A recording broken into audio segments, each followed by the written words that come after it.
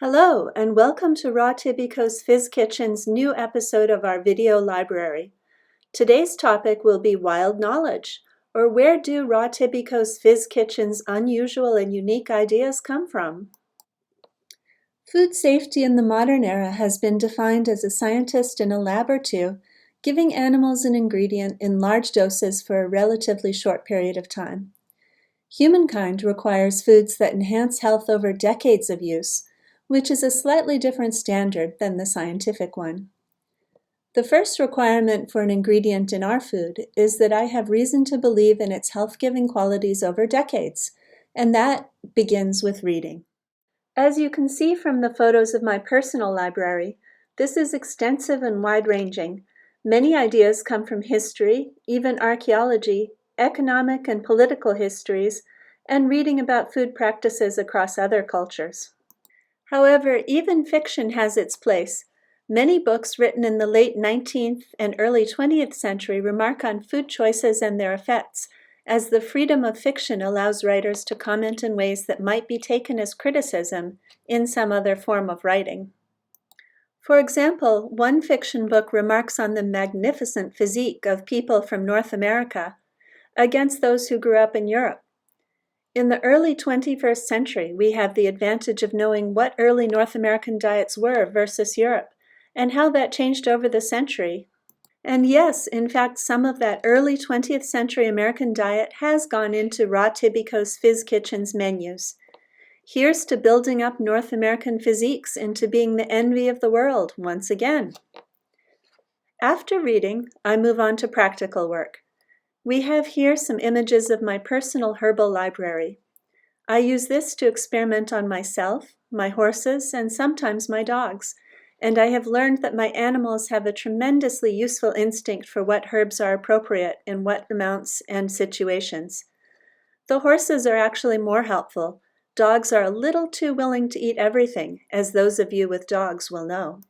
For most natural ingredients, the question is not, is it poisonous? The question is really, how much of this is appropriate? Some plants are hazardous in large quantities, but medicinal in small amounts. As I record this, I am sipping a tea made of wormwood. No one would sit down and eat a meal of wormwood. The very idea is disgusting. However, for a person like me, who spends time outside with horses and dogs, the occasional dose of an anti-parasite medicine is only good sense. Most of these jars that you see, the herbs inside them have not made the cut to be included in our products.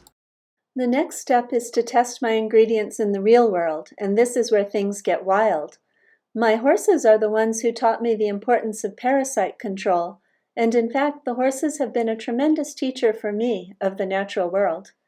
The lessons are often not what I think I need to know, but rather what the horses think I need to know, which is entirely different and a very good lesson for me, too.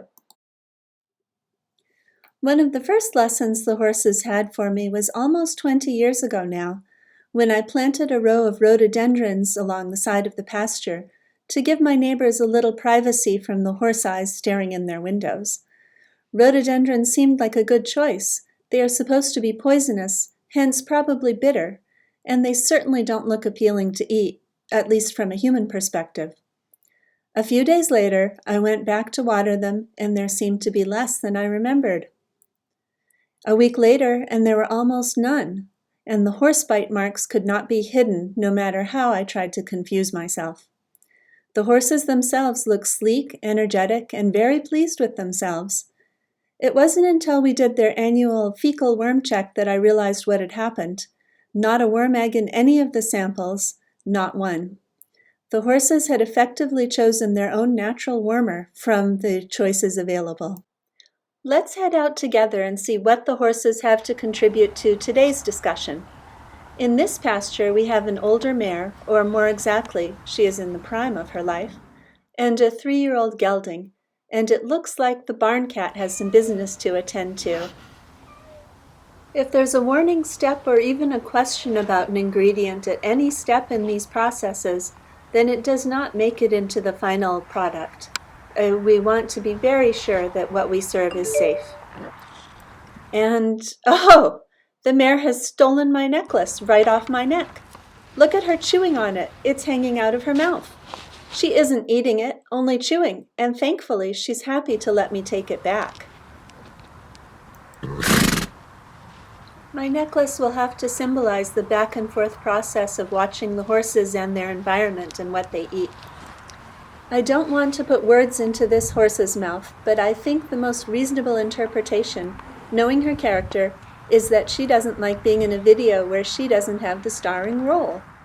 Fair enough, lesson learned, and the necklace was easy to fix, so we are all back where we were, except perhaps a little wiser now. And that was the purpose of going outside, after all. At this point in the process, after the reading is done, the herbal library consulted, and the wild knowledge gained, that hopefully inspiration strikes. By inspiration, I mean that I have an idea of the flavor and texture that I want, how it will fit into the current menu of products, and then I play with ingredients and techniques to come up with something that is simple to make, has a reasonable shelf life, and a good balance of carbohydrates, protein, and fats. Sometimes, as with our acorn brownie bites, it takes me almost a year to come up with a product that meets all of these requirements, and other times, when the ingredients are more familiar, the process is shorter. After that, we test it several times at the facility, on people here and anyone who will agree, until finally it comes out to you.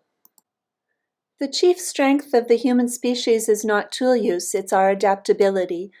When our food is giving us climate change problems, we can and we will change, and Raw Tibicos Fizz Kitchen is looking for those solutions. Many, many thanks to all of you who have given us customer comments along the way. We all really appreciate hearing from you, even if it is only a request to improve.